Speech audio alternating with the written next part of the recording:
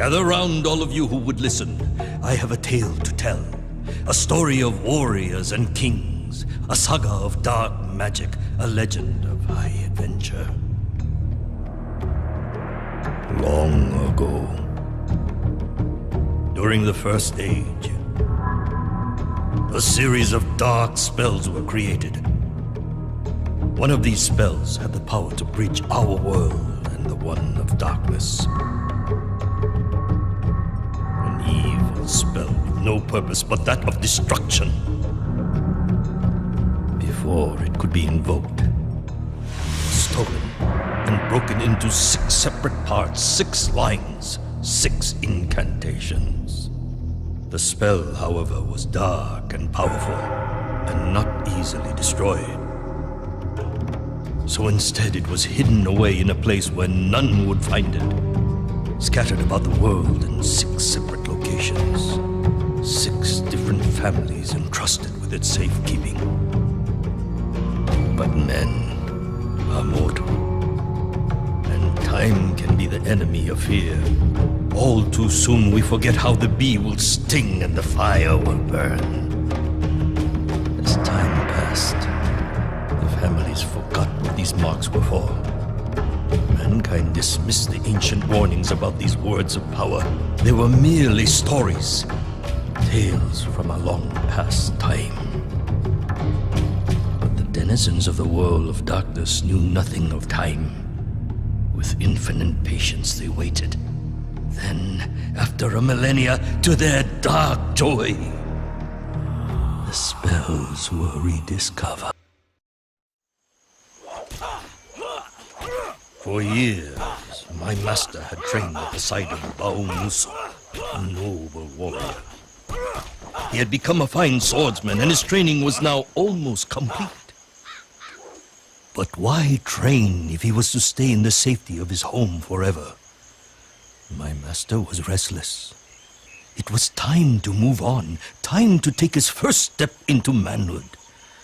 His muscles yearned for action, his heart sought adventure, his sword craved combat. You want work, huh? I don't know. Business has been slow lately, boy. People tell me bandits have made our neighboring forest their home. Anyone trying to get here is being robbed, or worse. It's made Musu nervous. He thinks it's the beginning of dark times. I think they just need a good kicking before they'll move on to someone else's forest. Musu tells me you've become pretty good with that sword of yours. Maybe you could... Well, maybe I've got some other work around here you could do. How about washing down some tables for me, or mopping the floor? Well, maybe you can help Tati clean dishes, or sweep up, or pick up her after her. She's kind of a mess herself. People keep flushing foreign objects down the toilet, which is... Cleaning the floor and washing dishes. Ha! This was not the kind of work my master was looking for. He was young and in search of adventure, freeing the land from murderous bandits. Now that was a job worthy of a warrior. He left that same day, his sword strapped to his back. Kuzo, his spirit guide, scouting the path ahead. The bandits had been terrorizing the local roads for months now. Rao had heard that they were camped out in some local ruins. He had also heard that they were many in number and skilled as swordsmen. Good. My master did not want to. The neighboring forest had been cleared of bandits, and people were once more free to travel. The delighted innkeeper praised Rao's courage. He was a happy man. Soon business would return to normal. Weeks passed, and word of my master's skills as a swordsman spread far. Rao enjoyed his newfound fame. Though the stories were becoming a little exaggerated by his sister, who would recount them to anyone who would listen. Soon, Rao's mind began to drift once more in the hope of adventure. He would not have to wait long. Good day to you, sir. I heard that you are the young man responsible for running off the thieves and bandits that plagued this area in recent times. Oh, good job, good job. Allow me to introduce myself. I am Aruku, a cleric and guardian of sacred land east of here. At least I was. Recently, bandits, similar to the ones you so gracefully dispatched, beat me and threw me out of my home. I watched as they broke apart graves and ancient tombs, scattering the contents. I thought they were thieves looking for gold, and that once they found none, they would leave me in peace. But when they found what they were looking for, not gold, just a scroll of old leather, they did not leave. Sir, I am the custodian of this place, and have failed in my duty to protect it. Now all I want is my home back. Can you please help rid me of this menace? I have no money, no treasures to offer as payment, just the knowledge that this is a just cause, and the promise that the gods will favor any who come to my aid. I also have a bow, crafted by artisans many moons north of here, that I will gladly give you upon your return. It is not worth a great deal, but does fire far and true. You want work, huh? Someone in need had requested my master's help. His years of training at Baumusu's side were finally being put to good use. His heart swelled with pride. But who were these bandits the holy man had spoken of? Could they be from the same group he had just encountered? Mauruku had warned him that there were many bandits guarding his home, many more than he had just defeated in his last adventure. The cleric cautioned him to be careful.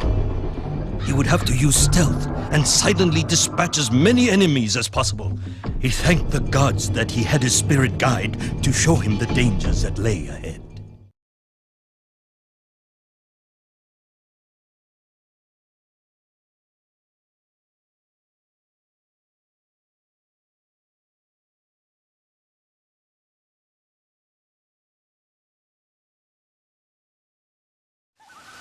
It felt good to help those in need. Upon his return, my master was blessed by the cleric, a happy man keen to return home. Who knows if the gods now look down on Rao with favor? Time would show that he would need all the help he could get. Mauruku gave Rao a fine bow, a powerful weapon capable of silently striking from a great distance. My master knew this gift would have an important role in his future adventures.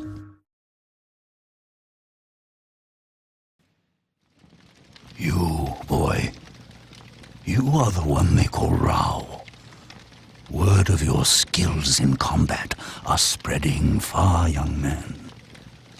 I am looking to hire someone such as you, someone looking for adventure.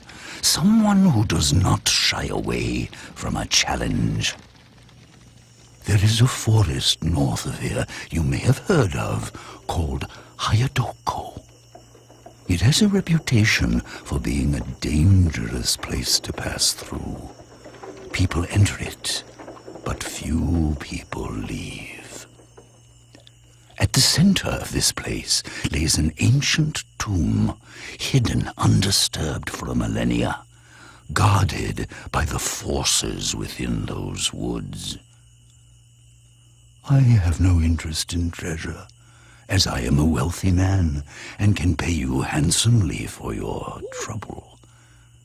I am, however, interested in a scroll that is said to be in the tomb. This parchment has no value to the common man. It is only a record of my ancestry, written in an ancient tongue. Rao, I am an old man trying to understand the breadth of my line. Let us say that this document will allow my family to re-establish its proper place in society. If you procure me this scroll, I will make you a very wealthy man. My master left early the next day and arrived at the Heiadoko forest as the sun began to rise. Baomusu had reacted strangely to this opportunity, saying he did not trust the old man, referring to him as Dark One. He warned Rao not to aid him, as he sensed evil. But my master was young and stubborn. The old man had promised him gold, and its luster coaxed him on.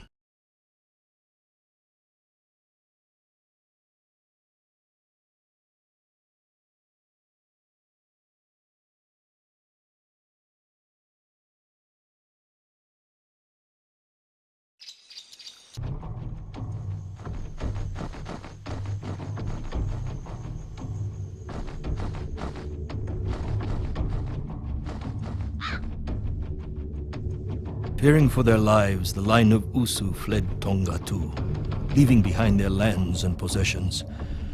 After many moons of traveling, they came to a great forest and sought shelter within its grounds. As they feared, the mark returned to the next born, identical in shape and color as the one that Ruutu had bore. Fearing the same would happen to this child as had happened to Ruutu, the line of Usu swore none would see this mark again. It would remain hidden and no one would ever leave the forest. I am Sumbu Usu, last of my family line, and bearer of the Mark of Kri. To break the curse, we agreed to never bear children. To end this legacy through the ending of our family line, this tomb is guarded with purpose. If you find yourself reading my words, take heed.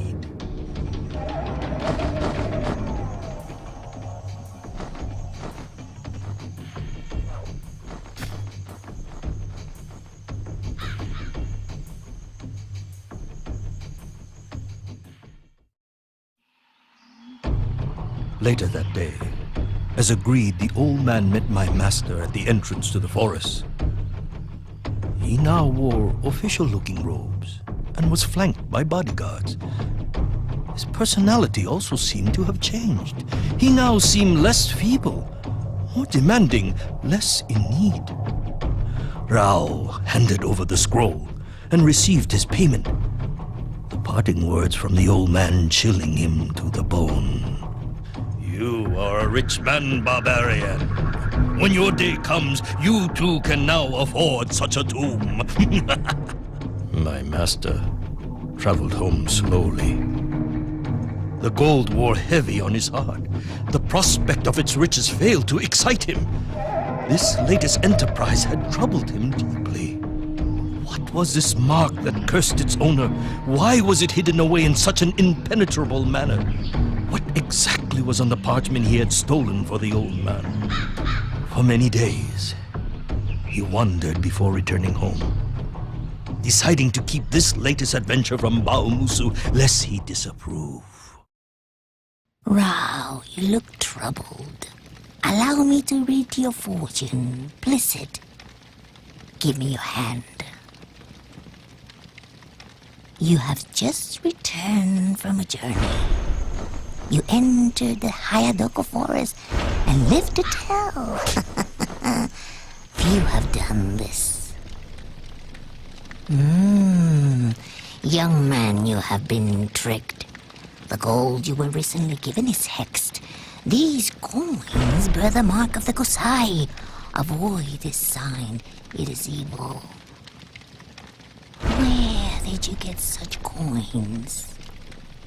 I cannot see the one who paid you. He has the ability to hide from my vision. Be careful, Rao. The giver of these coins has great power. You have help, though. You have a familiar. The bird called Kuso. Good. He is your spirit guide sent from the gods to watch over you. Use him and trust his vision. Listen to me carefully, boy. You have importance in this world, that much is clear. You are a tool of the gods, for they watch you move with interest. You need to leave as soon as possible and travel to the mountains north of here. There is a fortress there called Vaitaku. Seek out an ancient tree and eat its fruit. The fruit that grows on this tree has great power, and when eaten will show you your destiny, for this tree is an oracle. Go there now. But remember, barbarian, this is an evil place. The tree is all that is good there. Many days did my master travel north in search of the mesa. The story of an oracle intrigued him.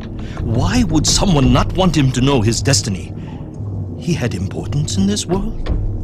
That is what the fortune teller had said. His life had taken an unexpected turn, and Rao did not know what to expect next.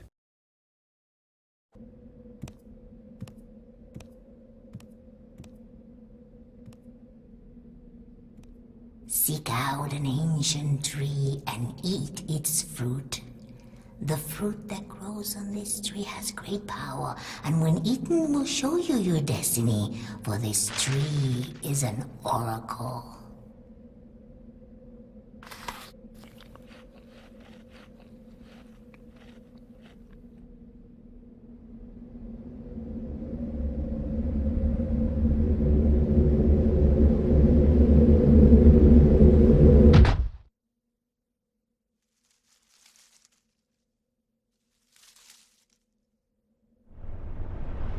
Rao, I bid you welcome. You did well to make it this far. It has been a long time since my vision has been used for good. I thank you for this. You have a heroic future ahead of you. Many songs will be written in your honor. Your name will be used to comfort children on stormy nights. Barbarian, you shall one day sit amongst gods. But first you have questions. You are troubled. The fortune teller was right in sending you to me. Who is the Dark One you aided yet repaid you with a curse? What was the parchment you stole from Sambu Usu's tomb? Who are the Kasai, and where is your place in all of this? The Kasai are an ancient order, an evil sect who worship the dark gods and wish to control this world. The Dark One, as you call him, is also evil. He wishes harm to you and your family line. He has ideas above his status. He is a twisted magi, a sorcerer, and a necromancer. It is he who attempts to hide your importance from you, as only you can stop him. The scroll you stole from the tomb of Sambu Usu was not what the Dark One would have you believe. It was not paper. It was skin. Human skin. The mark on it was a birthmark, a design holding secret words hidden within. Words written in an ancient tongue. Words from a long-forgotten spell known as the Mark of Kri. 6 people have this mark, each holding a line from the spell within its designs. The Dark One has searched many years for these, for they are words of power.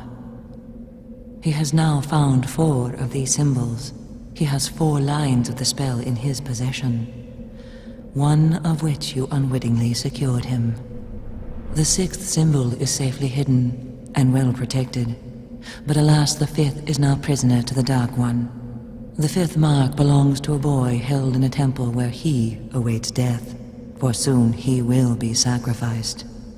Barbarian, therein lies your destiny. You must go to the boy.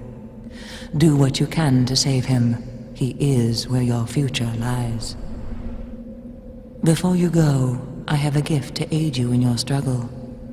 This is Tayaha. It is an ancient weapon carved from my body. It will help you fight many enemies at once. Now, travel back to your home, and let Baumusu teach you the ways of the Tayaha. Use this weapon wisely, and learn well, barbarian. Be strong. Much depends on you.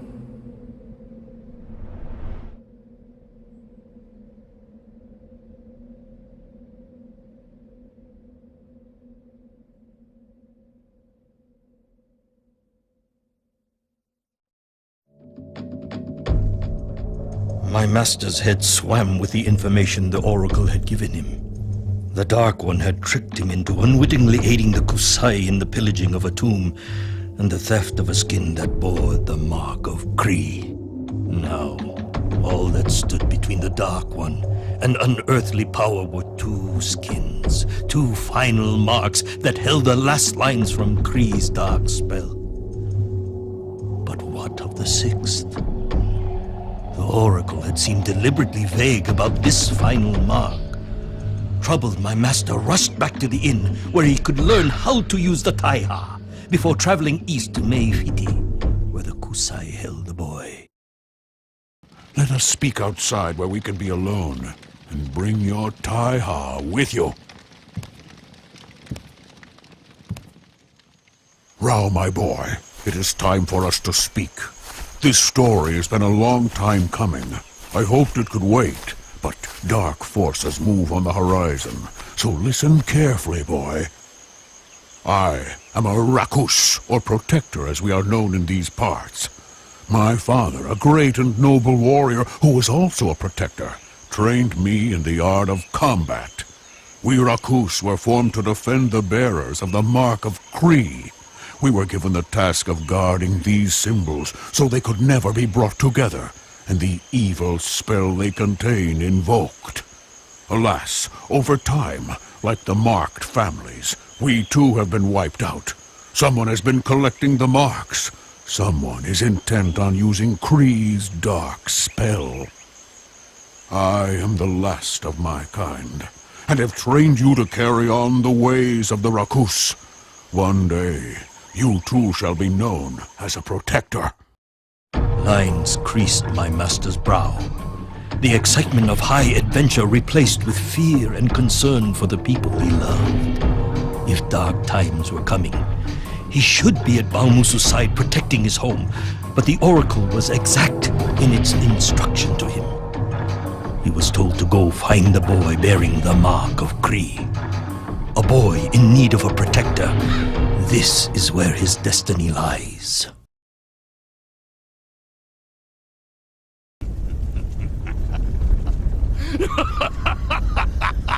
Fools! Fools! It was never your fate to save the boy. Now, all the skins are mine. Do you think they could hide the marks from me? I have known their whereabouts all along. Rao, you were all that stood in the way. In that, the Oracle was correct. You were the only one who could stop me. That's why I lured you here, to rescue this poor wretch. But he was already dead. He was just a decoy. You never knew that the real prize was always being guarded by you, Rao. Because you're here, the only thing standing between me and my destiny is a half-blind, one-handed old man. Barbarian, your destiny ends now!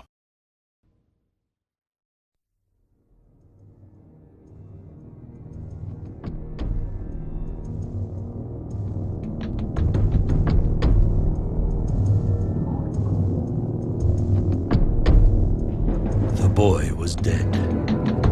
His mark in the Dark One's possession. It had been a trap all along, a decoy, a means of getting him away from his family.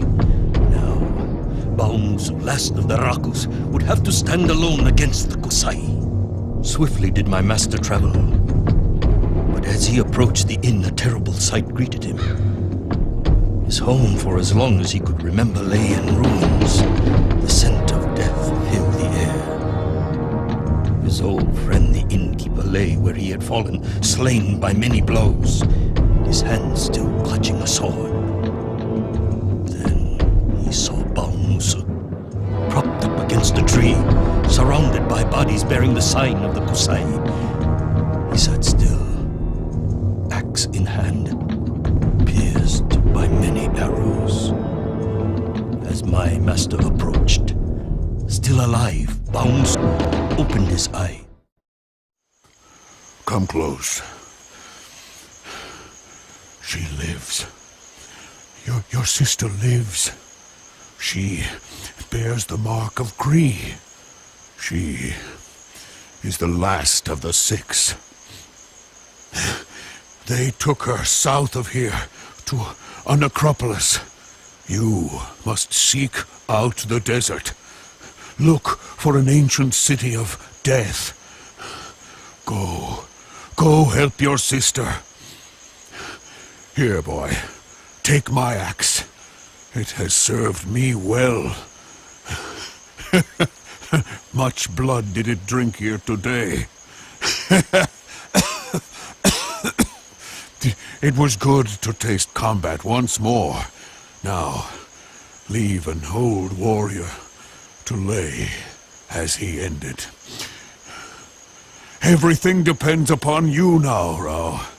Fulfill your destiny. Protect her.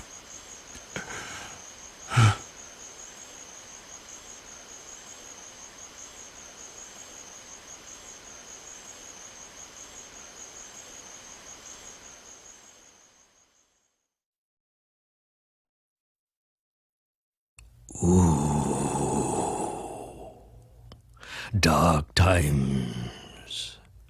Dark times indeed. Much grief did Rao feel. The pain from his loss was great. With every step his hatred grew. With every step a fire rose burning deep within his heart. Fire that burned away his pain, turning it to anger. His heart demanded vengeance. His blade cried out for blood.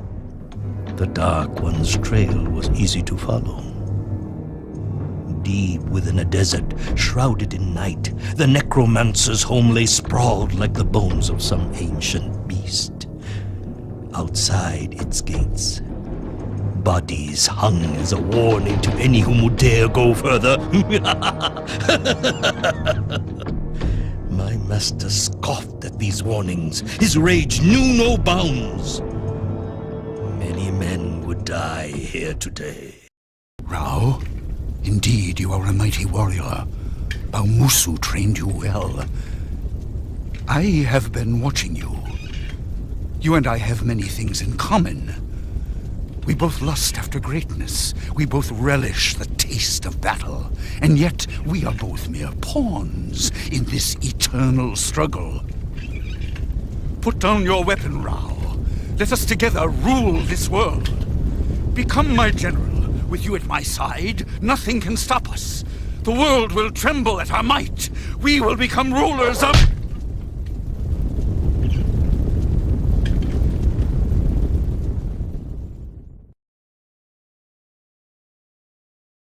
And so, this story draws to an end. A once dark and powerful magician lay slain to my master's blade, as did his legion of terror. Tati was safe with her brother, and the 6 marks of Kri were once again protected.